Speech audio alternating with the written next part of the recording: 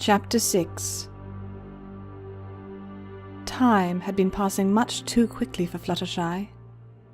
It only seemed like yesterday she'd made the long walk out to the barrows, and talked to old Bones, and made her first kill.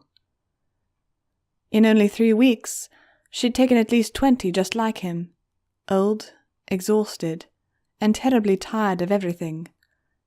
In fact, older ponies had been the only ones she'd been asked to kill so far. It was like Blanche had said.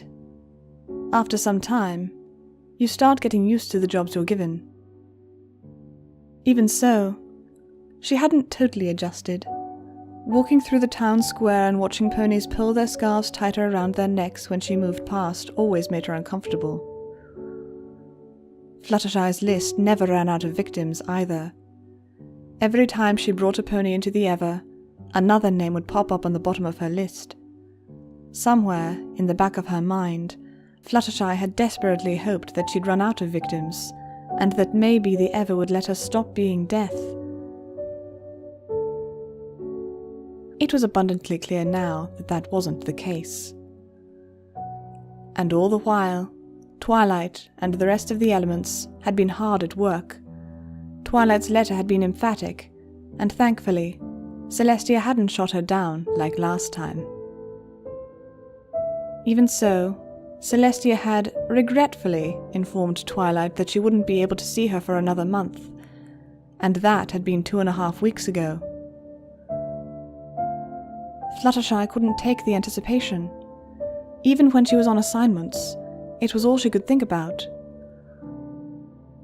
Twilight had written and rewritten her presentation to the princess time and again, and it never seemed good enough for her. Spike was always running around as well, getting more papers, quills and things.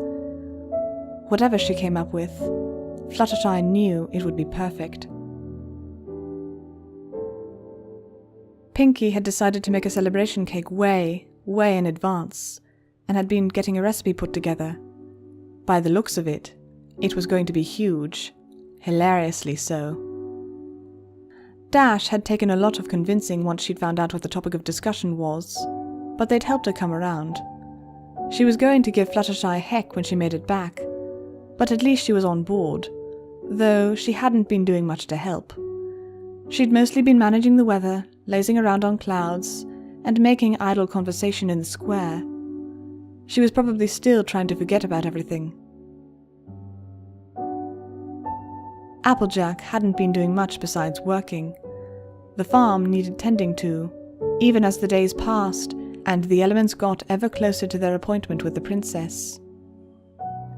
Rarity made regular appointments with Twilight, always heading over to the library when she had a minute to help Twilight with her presentation, and lifting Spike's spirits when he was getting down. And Fluttershy continued on with her assignments, the same as ever. Things remained relatively mundane. Blanche visited every now and then, in the flesh, but mostly, Fluttershy was left on her own, adding to the painful anticipation. Whenever Twilight and the rest of the elements got together for a meeting, it was seldom very coherent. Dash and Applejack would shout over Pinkie, who was passing pencils down to Rarity, who would mark down a few ideas on a sheet of paper, then pass it to Twilight, who would mark what she liked. The presentation for the princess had gone through several versions as it was, and didn't look like it was going to stop changing any time soon. Despite how little they seemed to get done, the meetings were always a focal point for morale. When they were alone, each of the elements was like stained glass, pretty to look at, and strong-looking on the outside, but all too easy to shatter. Getting together, getting loud and reassuring each other, helped them keep going. Fluttershy even got into it, even though none of them could hear her. It helped her remember that despite her fate, she could still enjoy the little things.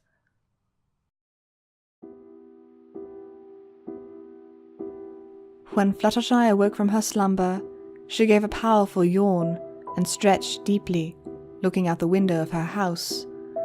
The sky was steely grey and looked fragile, with puffs of snow floating down. The ground was covered in the white stuff, and the market was just beginning to wake up. Ponies were putting out their fruit stands and pie carts, the shutters of Sugar Cube Corner were opening up, and Carousel Boutique's windows swung outwards to greet the morning. The air was crisp and cold, and smelled like a sheet of ice had been placed over the entire world. Fluttershy could see ponies bundled up tightly, with hats pulled down tightly over their heads and woolly vests on their chests. They made small talk with one another as they passed by, breath seeping from their lips in a frosty mist. For the moment, everything was at peace. It didn't take long, however, for the peace to be broken by fillies and colts running out of their houses to roll around in the fresh snow, screaming in high-pitched voices and throwing snowballs at one another, which exploded on the buildings behind them, the snow settling back onto the ground afterwards. Fluttershy couldn't help but smile. The market looked so full of life. She wished, as she had every day for the last 3 weeks, that she could have been a part of it while she was still alive. Fluttershy, came a familiar voice. Good to see you're doing all right. Blanche smirked at her as she turned away from the window. Yes, well... Fluttershy moved a lock of her hair out of her eyes distractedly. I guess so. As much as I can be, in any case. You know, being deaf and all. She tried to force a smile, something she often did when things around her were depressing. She'd learned that there was no sense in being sad all the time, so she tried to use Pinky's approach, smiling the problems away. Blanche chuckled. Are you finally developing a sense of humour? He asked. Now there's something I thought I'd never see. Blanche looked out the window. Pretty gloomy day, You'd think Dash would be trying to make the weather all happy and stuff. The stallion sighed. Your weather team is beginning to make me wonder whether they'll ever wrap up winter. Fluttershy joined Blanche. I know Rainbow Dash hasn't been doing so great. Maybe the weather is just her way of expressing her feelings. She is the captain of the weather team after all. Blanche smirked. I don't think that's how it works, he said, pushing his hair behind an ear. But in any case, I hope it's not making it too hard for you to get around. Your intake of souls has been steady, but not terrific. Fluttershy bit her lip and pulled out her list. I'm sorry.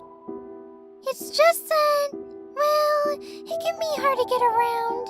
Some of these ponies were in faraway towns, and it took me several days to get there. Isn't there any way I can travel faster, Blanche? Blanche nodded. Yes, the pony given the bowers of death can teleport. I think I remember you asking me about that earlier. But as I told you, that's reserved until after you've made your first few kills. He smiled. I believe you're more than qualified for that. Blanche cocked his head in Fluttershy's direction, and a small flash flitted from his horn. There you go, teleportation. Fluttershy blinked. Are you sure? The mare looked herself over. I don't feel much different. Blanche shook his head. What, did you expect every little thing I give you to be some huge dramatic ceremony? I guess it's a reasonable thing to expect. After all, things have been rather dramatic for you these last few weeks, eh? The stallion turned. Just focus on where you want to go and imagine yourself there. Simple. Fluttershy closed her eyes. When she opened them, there she was. The mare looked around, mouth agape. Oh my. Well, you're certainly less excited than I was. I believe the first words out of my mouth were much fouler and much less coherent. Fluttershy blinked. Does this mean I can teleport to the places on my list now? She pulled out the scroll of paper, looking it over. Blanche nodded. Yeah. Since you already get an image of the place in your head when you touch the name on the list, all you got to do now is close your eyes and envision it, and poof, there you are. Blanche tapped Fluttershy's list with a meaningful look. But it also means that you're going to be expected to get more done each day. The Ever understands that every now and again you need to use the time for yourself, and as Death your schedule is under your own jurisdiction, but do keep in mind that you can't just slack off because you can teleport. Understand? Fluttershy nodded. I know that. It's just, when my friends go to visit the princess, I probably won't. Blanche held up a hoof. I understand. You need to be there anyway. I don't mean to put a damper on things, you know, but I'm not sure your friends are going to find out anything new. The princess knows not to be forthcoming with information about the Ever and such, and she'll tell Twilight the truth about her political relations. Namely, that there's nothing going on. He smirked. By the way, I've always known about your friend's plan, even though you tried to hide it from me. I don't think it will work.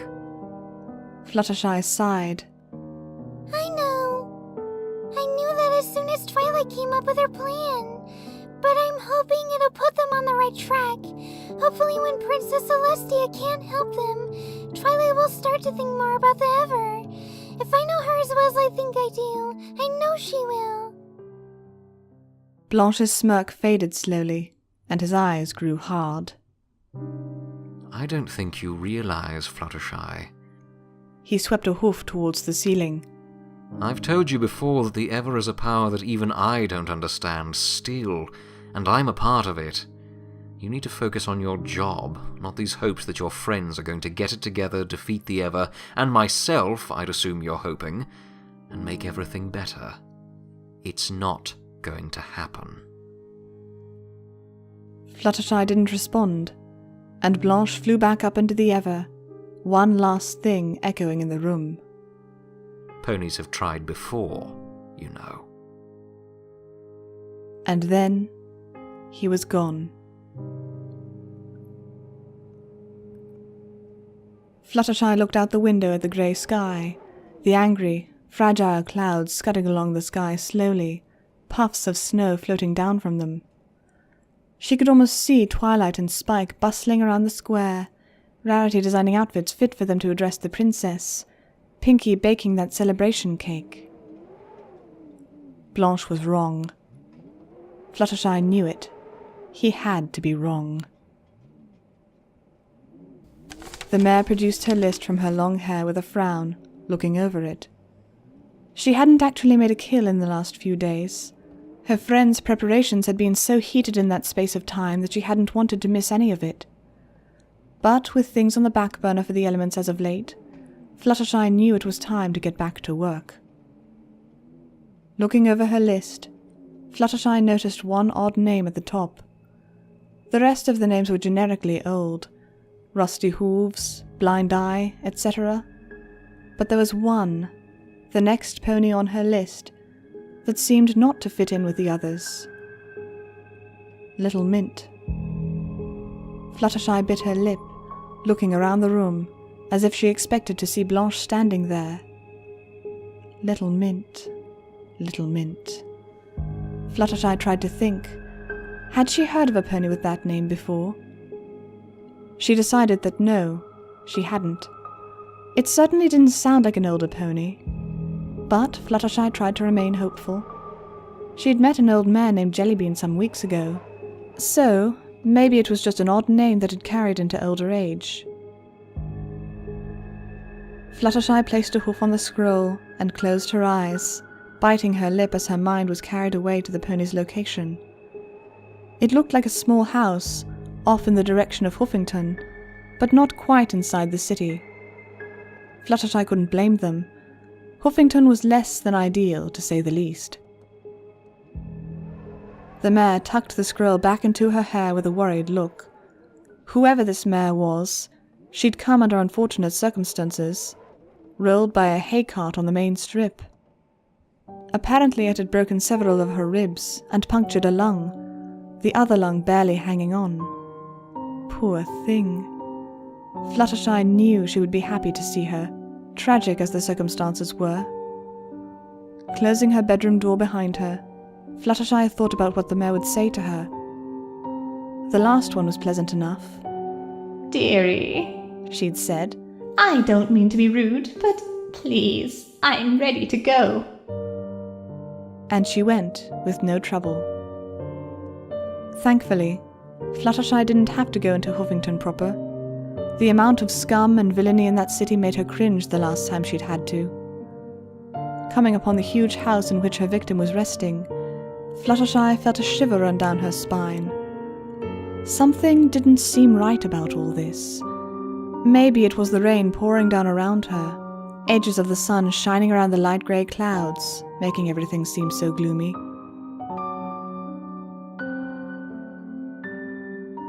The inside of the house was immaculate, well decorated, and generally looked like a pleasant place to stay. A mare and stallion were both downstairs, their faces wreathed in fragile smiles, their hooves wrapped around each other. The mare's hair fell around her face in a sickly green tangle, and the stallion's jaw was covered in coarse yellow hair, his blue eyes flinty despite his expression. Fluttershy stopped a moment. Who were they? Caretakers?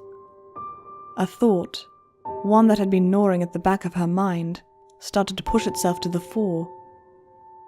What if they were Little Mint's parents? Fluttershy swallowed. No, that was impossible. Foals, fillies, colts.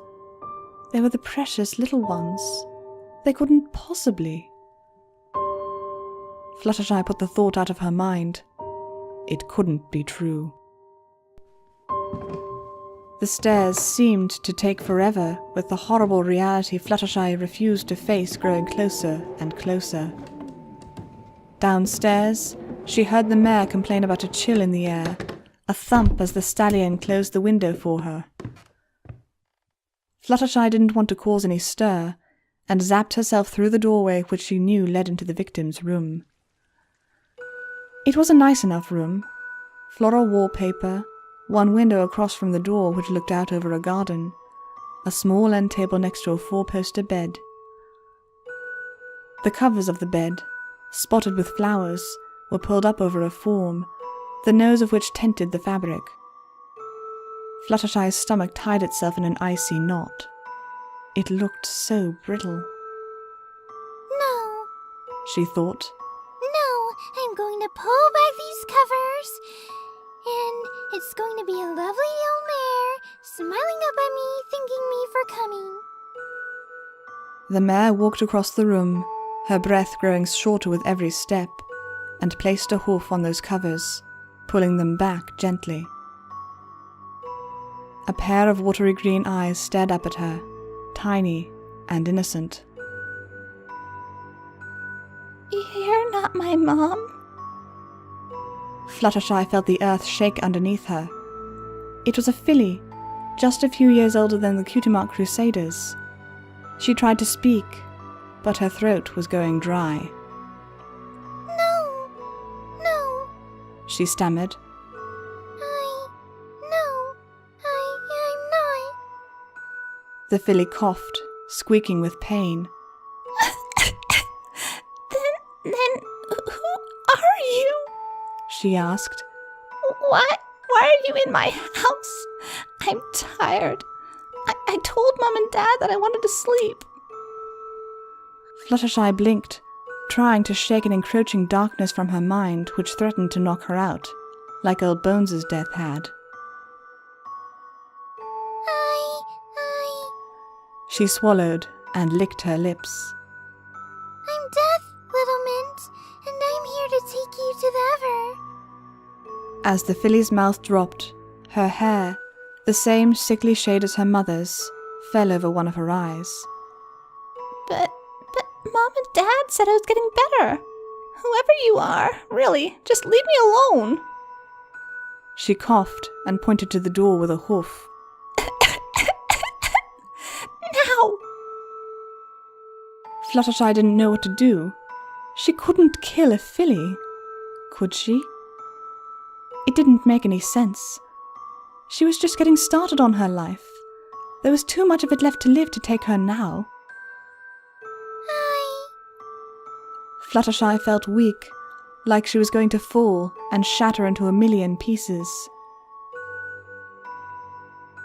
Don't leave. Blanche revealed himself, standing behind Fluttershy.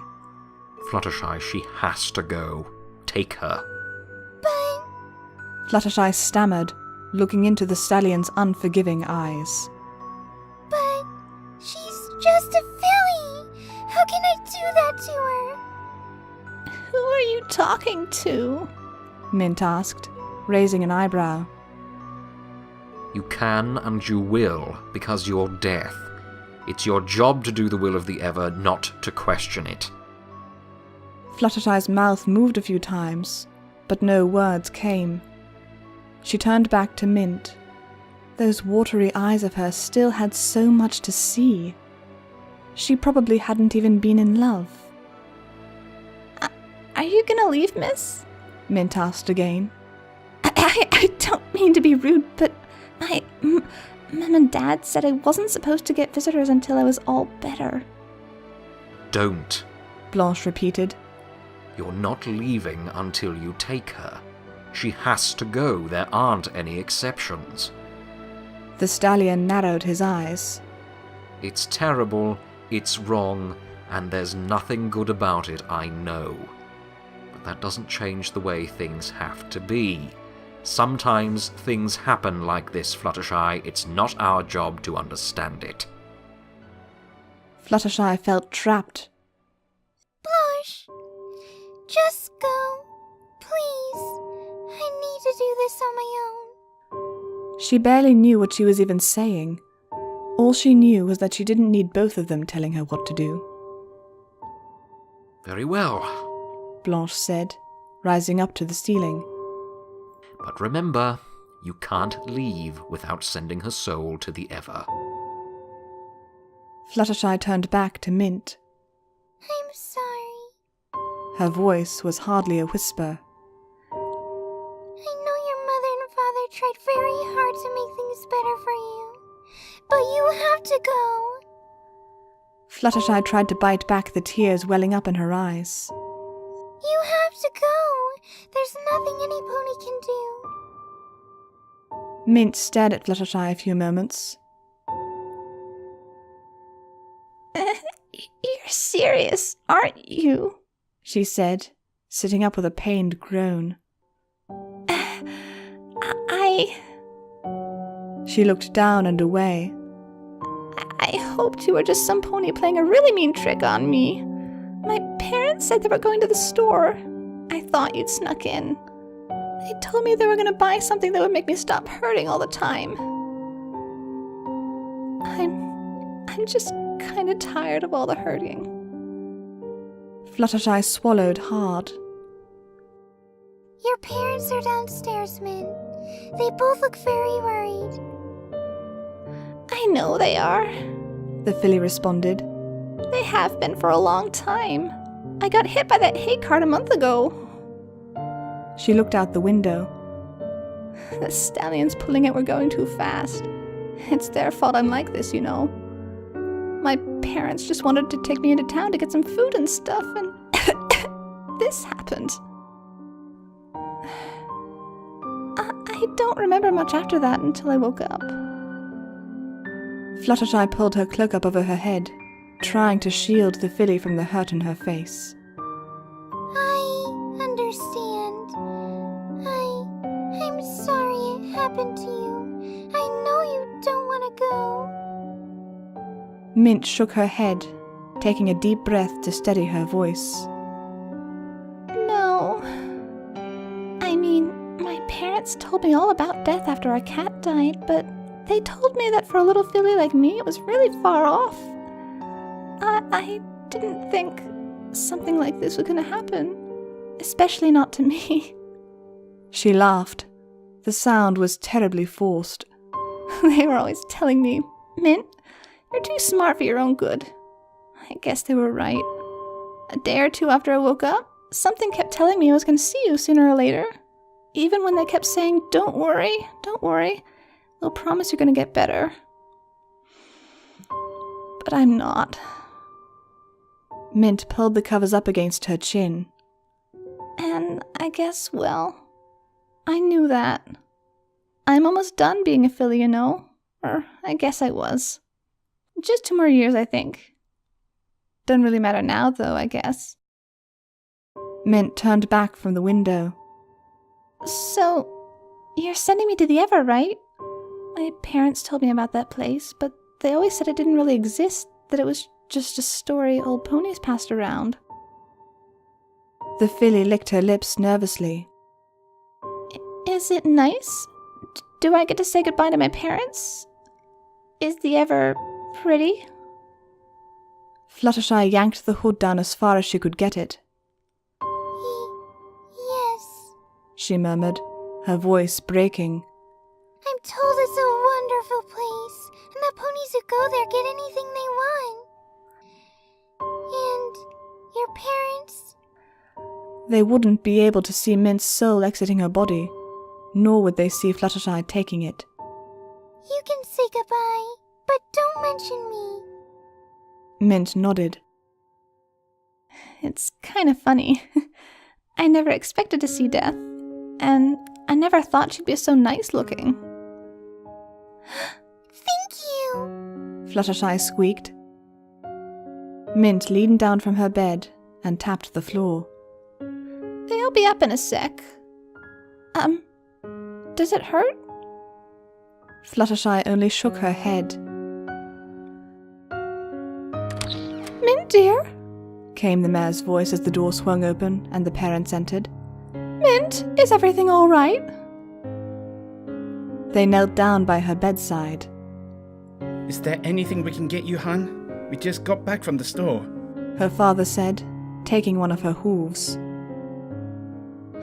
No, Mom. No, Dad. Mint smiled at them. It's just... I don't think I can do this anymore. I wanted to say goodbye. Her mother's eyes went wide. No, Mint, no! Please, don't say things like that. It's not true. Please, don't scare your dear old parents like that. Our hearts are weak enough as it is. She forced a laugh. Mint, Hun, Her father said. Why would you say something like that? Mint nodded in Fluttershy's direction, cueing her. Dad? She groaned as Fluttershy placed her hooves on her chest, beginning to draw out her spirit. I can feel myself going, Dad. And Mom, I'm not trying to be scary.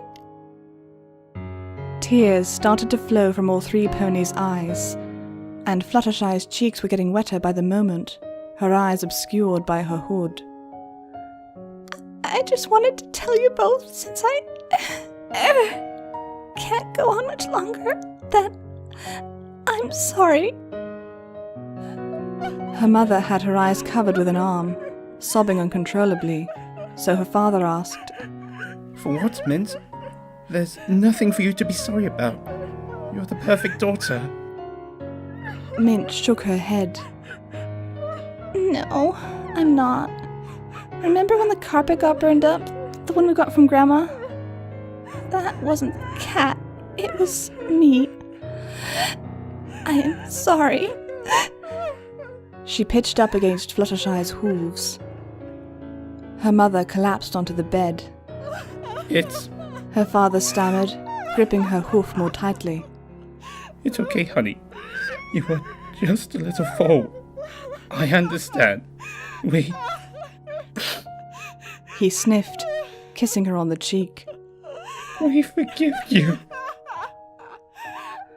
Mint smiled as Fluttershy finished, the back legs of her spirit leaving her. Thank you. I love you guys.